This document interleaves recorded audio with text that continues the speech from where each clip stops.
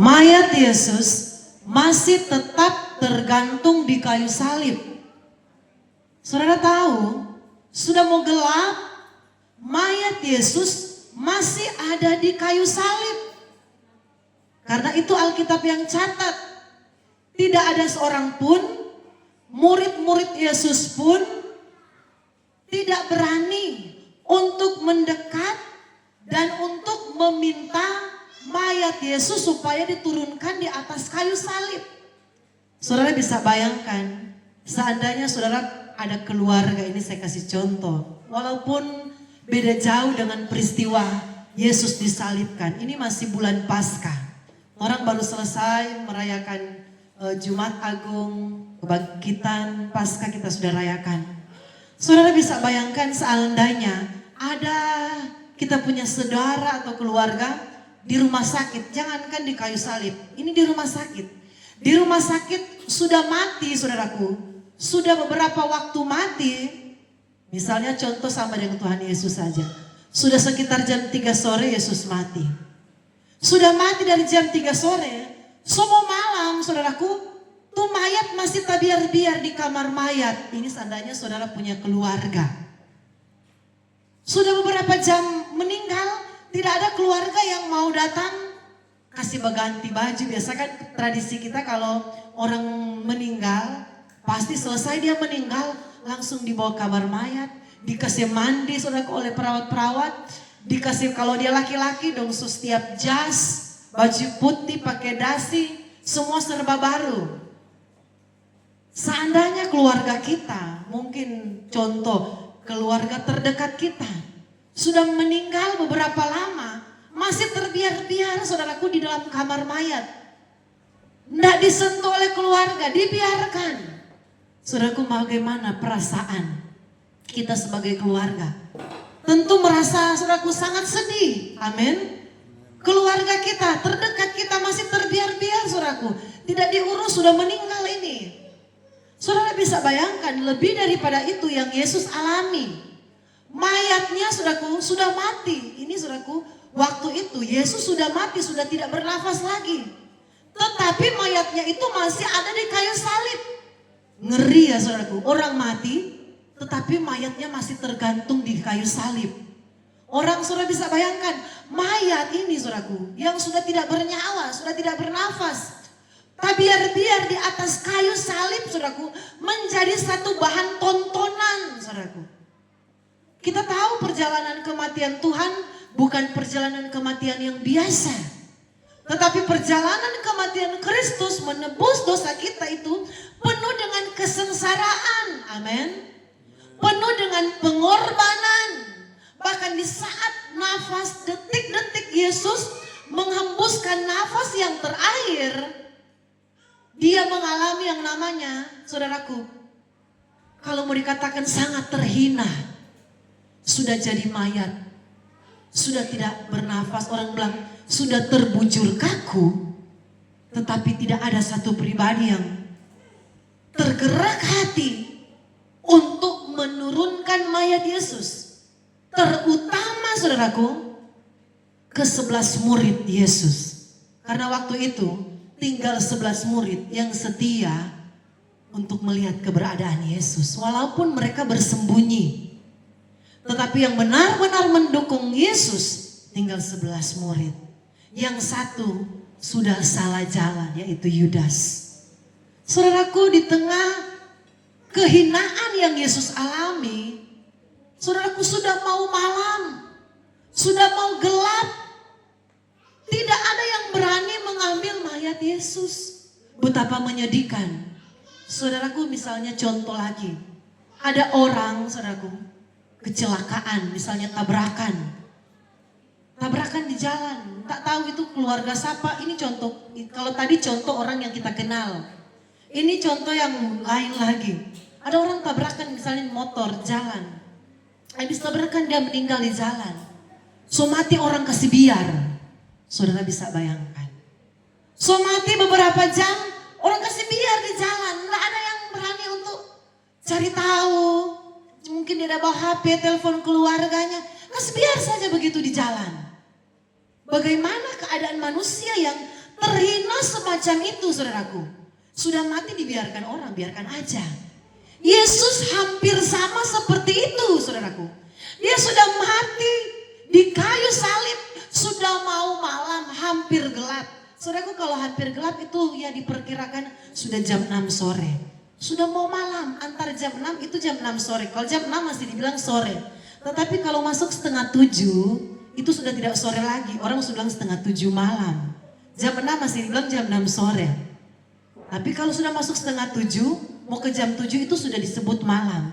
Jadi antara jam 6 ke setengah 7 saudaraku, sudah hampir mau malam, Yesus mayatnya masih ada di kayu salib, sudah tidak bernyawa. Saudara, ya apa yang terjadi? Di kala itu ada satu pribadi yang hatinya tergerak. Saudaraku, ada satu pribadi yang hatinya tersentuh. Ada satu pribadi yang hatinya saudaraku benar-benar saudaraku tergerak dengan rasa belas kasihan kepada Yesus karena mayat Yesus pada waktu itu masih di kayu salib. Yaitu pribadi yang bernama Yusuf, orang Arimatea. Saudaraku, Yusuf orang Arimatea, dia bukanlah murid Kristus yang dikatakan murid-murid inti. Murid-murid inti itu ke-12 murid. Di mana Yesus berada, mereka berada. Di mana Yesus melayani, mereka melayani. Itu murid inti, 12 murid. Ini orang Yusuf, orang Arimatea, dia belum lama mengenal Kristus dan dia belum lama percaya kepada Kristus. Saudara baca di dalam kitab ini Matius 27 ayat 57. Menjelang malam datanglah seorang kaya, orang Arimatea, yang bernama Yusuf, yang telah menjadi murid Yesus juga. Ayat yang ke-58. Ia pergi menghadap Pilatus meminta mayat Yesus. Pilatus memerintahkan untuk menyerahkannya kepadanya. Jadi saudaraku, di tengah-tengah banyak murid Kristus yang bersembunyi, banyak murid Yesus yang ketakutan, banyak murid Yesus yang tidak berani, banyak murid Yesus yang menjadi pengecut. Ada Yusuf Arimatea yang dengan hati yang tergerak, dia memberanikan diri dengan segala resiko, saudaraku. Dengan segala resiko. Mengapa saya bilang dengan segala resiko? Karena untuk meminta mayat Yesus itu resiko besar. Karena Yesus itu bukan dihukum secara biasa-biasa. Dia menjalani proses yang panjang. Dia dihukum berat, dia disiksa, dia dimaki, dia dihina. Segala kehinaan dan segala kesengsaraan itu ditimpakan kepada Yesus. Jadi orang yang berani meminta mayat Yesus untuk dikuburkan adalah boleh dikatakan seorang pahlawan. Amin. Amin. Yusuf orang Arimatea menjadi pahlawan pada waktu itu. Dia punya hati yang tergerak, saudaraku. Dia punya hati yang mengasihi Tuhan. Saudaraku, Yesus sudah mati. Kalau orang mau pikir dengan logika, ngapain? Nggak perlu lagi melayani Yesus dengan baik. Tuh dia sudah jadi mayat. Amin. Ini secara manusia, secara logika. Kan Yesus sudah tidak berkuasa lagi, pikiran manusia. Dia kan sudah mati, sudah jadi mayat. Orang jadi bilang, ngapain mau capek-capek siapkan kubur bagi Yesus? Ngapain mau urus mayatnya bagus-bagus? Ngapain, biarkan saja. Tetapi saudaraku, ada seorang pribadi yang berdiri sebagai pahlawan pada waktu itu, yang bernama Yusuf. Dengan hati yang tulus, saudaraku. Dengan hati yang sukacita, dengan hati yang ikhlas, dia datang meminta mayat Yesus. Dan bukan hanya itu, saudaraku, dia gali kubur yang baru, amin. Dia siapkan tempat yang terbaik bagi Kristus. Walaupun posisi waktu itu Yesus tidak hidup lagi karena dia sudah mati di kayu salib. Dia siapkan kain lenang. Saudaraku bisa baca di sini, saya baca untuk kita baca ayat yang ke-59. Dan Yusuf pun mengambil mayat itu, mengapaninya dengan kain lenan yang putih bersih. Saudara bisa lihat di sini, Yusuf tidak membeli kain kafan. Saudaraku, biasa orang mati itu pakai kain apa? Biasa kain kafan ya saudaraku. kafan. Kain yang murah, saudaraku. Kain yang kualitasnya rendah itu kain kafan. Kalau orang meninggal itu dibungkus dengan kain kafan. Apalagi kalau orang-orang yang ada di seberang itu biasanya dibungkus dengan kain kafan. Jangankan orang di seberang. Orang Kristen pun mereka punya peti. Kalau kami datang di tempat bikin peti, setelah mereka sudah cat semua kain yang ada kasih tutup di dalam peti itu kain kafan. Kain yang paling murah, saudaraku. Itu kalau orang jahit baju, itu biasanya kalau ibu-ibu ke tempat jahit itu kain yang pakai dalaman, untuk dalaman baju. Beli yang paling murah itu sudah, kain sejenis itu. Tetapi Yusuf tidak, saudaraku. Dia mengambil mayat Yesus, dia mengapaninya, jadi dibersihkan dulu, saudaraku. Dikasih wangi-wangian, saudaraku. Baru dia kasih kain, dibungkus dengan kain lenan, bukan kain kafan. Tetapi kain lenan itu kalau dalam kitab Wahyu, itu kain yang sangat berkualitas, sangat mahal. Nilainya itu sangat luar biasa dan itu Yusuf Arimatea lakukan kepada mayat Yesus. Saudara diberkati oleh Tuhan. Secara manusia saya kasih contoh tadi, ngapain mau urus mayat Yesus, kan dia sudah mati. Nggak usahlah, kalaupun diurus pasti kasih saja kain yang biasa-biasa. Ngapain mau lakukan yang terbaik, itu kan cuma HUT Gereja Pondok Daud. Ngapain mau lakukan yang terbaik, itu kan cuma Natal. Ngapain mau bawa makan, ngapain mau lakukan yang terbaik, ngapain mau datang cepat, nanti terlambat aja. Ini kan cuma acara HUT gereja sebentar. Contoh, saudaraku, orang-orang yang punya pandangan melihat sesuatu itu, saudaraku, dengan pandangan rendah, meremehkan pekerjaan Tuhan, berkatnya juga sesuai. Amin. Karena Alkitab berkata apa yang kita tabur itu yang kita tuai. Mari saudaraku, kami menghimbau, kalau ada jemaat yang mungkin dalam keadaan belum terima gaji, ada jemaat yang belum bekerja, seperti Ibu Alda tidak ada pekerjaan tetap, seorang janda, kami himbau, Ibu enggak usah bawa makan, enggak apa-apa. Yang penting hadir, kalau boleh jangan terlambat karena mau melayani. Itu yang kami sampaikan. Pelayanan di Pondok Daud, saudaraku, kami mau ajarkan kita lakukan dengan sukacita. Amin. Kalau tidak ada sesuatu yang kita bisa berikan kepada Tuhan, tidak apa-apa. Kalau memang tidak ada berkat, tidak apa-apa. Tetapi saudaraku, kecuali kita ada berkat. Amin, saudaraku. Kalau ada berkat, mari kita berikan yang terbaik bagi Tuhan. Ada jemaat saudaraku kemarin dia bawa cuma 2-3 kilo beras untuk tambah-tambah konsumsi. Kami bilang puji Tuhan, tidak apa-apa. Yang bawa ini orang susah. Pekerjaan mereka kami tahu saudaraku sangat ala kadarnya pekerjaan jemaat yang bawa 2-3 kilo beras. Tetapi kami gembala bersuka cita karena apa? Itu yang mereka berikan dengan tulus untuk pekerjaan Tuhan. Oh, Yusuf Arimatea ini memang harus sesuai dong, orang Jawa bilang. Yusuf ini kan orang kaya, Alkitab catat. Yusuf orang kaya. Jadi karena dia kaya, dia berikan kain lenan untuk Tuhan. Amin, saudaraku. Jadi dia memuliakan Tuhan karena sesuai, saudaraku. Amin. Jangan sampai, contoh, ini jemaat Pondok Daud, penghasilannya ratusan juta, nggak ada yang dia kasih sama Tuhan. Ini contoh. Omsetnya di mana-mana, nggak ada yang dia berikan untuk Tuhan di ibadah HUT gereja. Contoh, berarti nggak sesuai, amin. Tetapi kalau misalnya saya kasih contoh seorang janda, ini Ibu Alda kan tidak tersinggung ya Ibu, cuma kan contoh, Ibu Alda seorang janda, menafkahi 2 anak, pekerjaan saudaraku nggak tetap. Kalau orang panggil cuci baju ada gaji, amin Ibu Alda. Orang bilang Ibu Alda datangkah cuci baju? Ada berkat Ibu Alda kalau orang panggil suruh cuci baju. Tapi kalau tidak ada orang suruh cuci baju, yang nggak ada. Jadi saudaraku, Tuhan tahu saudaraku. Keadaan seperti ini Tuhan tidak paksa, amin. Gereja pun tidak paksa, gembala pun tidak paksa, haleluya. Tetapi seperti Yusuf Arimatea, memang dia melakukan yang terbaik karena sesuai dengan dia itu sudah diberkati. Alkitab mengatakan di sini saudaraku ayat 57. Menjelang malam datanglah seorang kaya, orang Arimatea yang bernama Yusuf.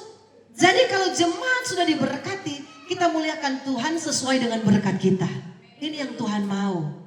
Jangan sampai contoh Ibu Alda yang pekerjaannya istilahnya 1 minggu, syukur kalau ada orang yang pakai cuci baju. Kalau enggak ada penghasilan.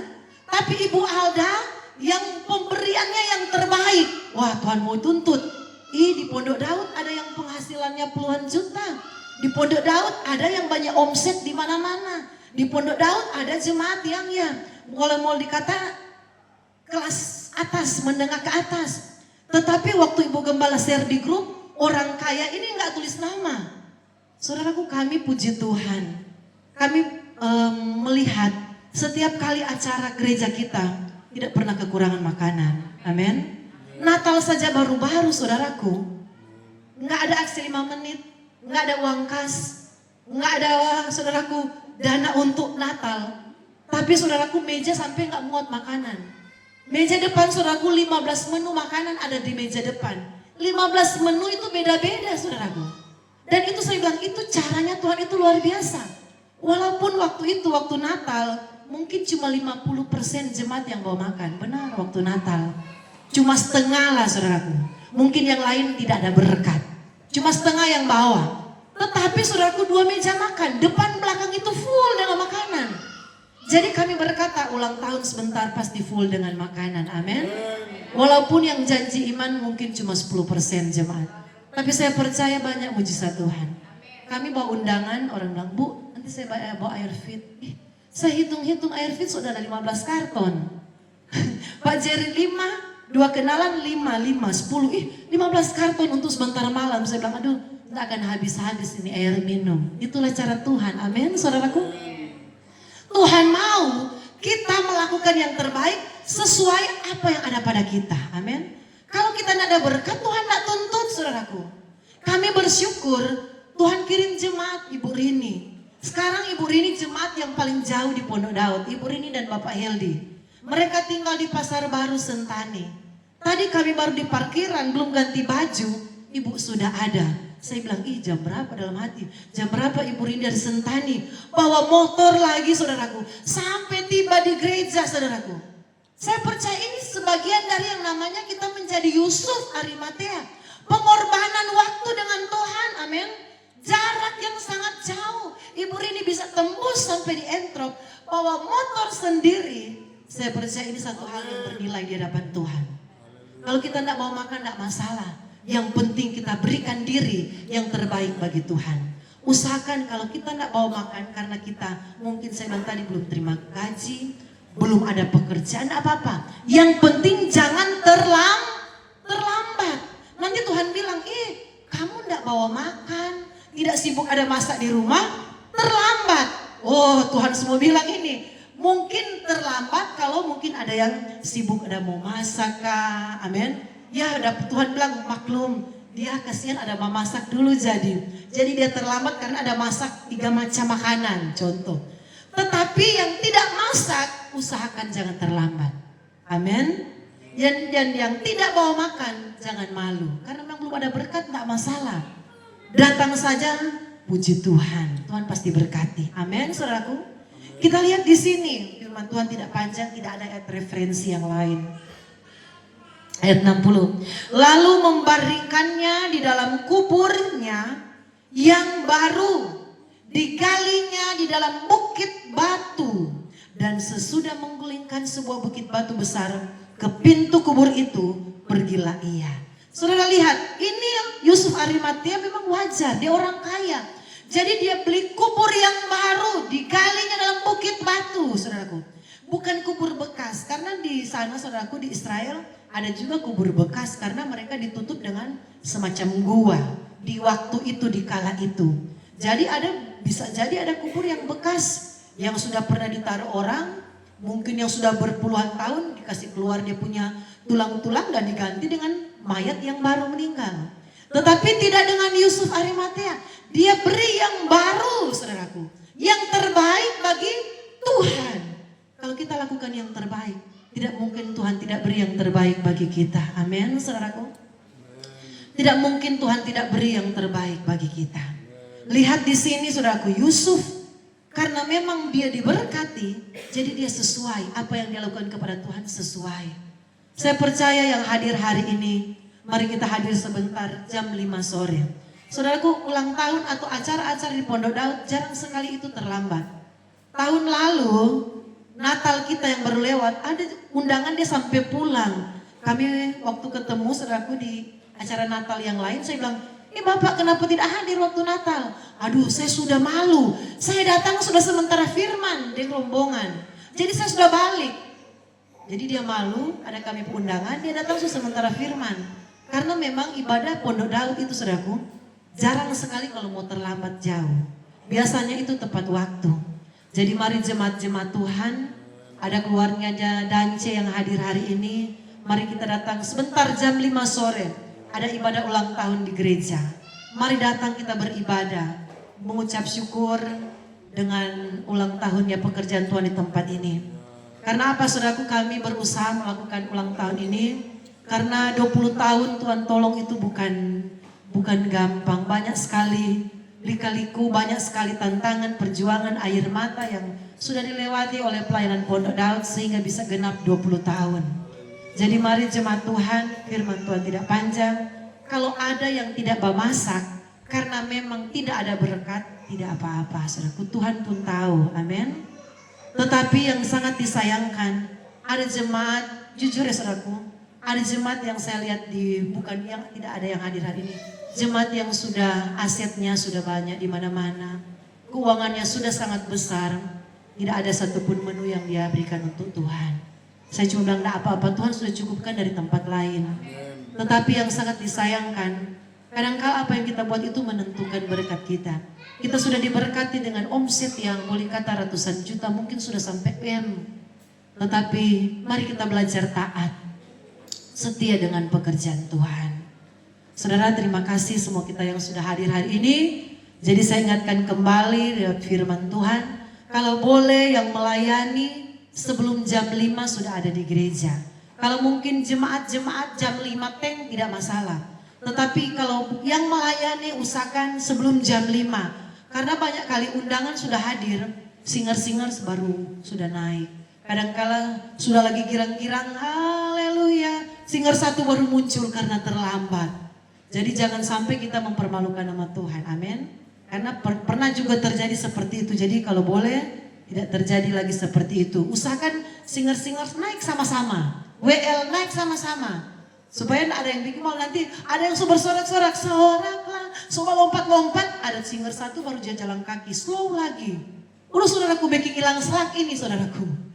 Lain saja melompat-lompat. Yang satu dia baru datang dengan slow.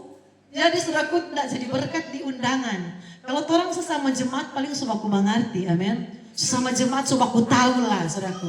Tetapi yang undangan ini dong pasti akan harga. Lain sudah lompat. Satu masih dengan sepatu bunyi saudaraku. Jangan sampai kita mempermalukan Tuhan. Kalau boleh yang melayani sebelum jam 5. Setengah 5 lebih bagus. Kalau jemaat enggak masalah karena dorang ya. Tapi kalau boleh jemaat jam 5 so ada di gereja. Seperti itu saja. Dan saya serahkan kepada Pak Gembala, Tuhan berkati.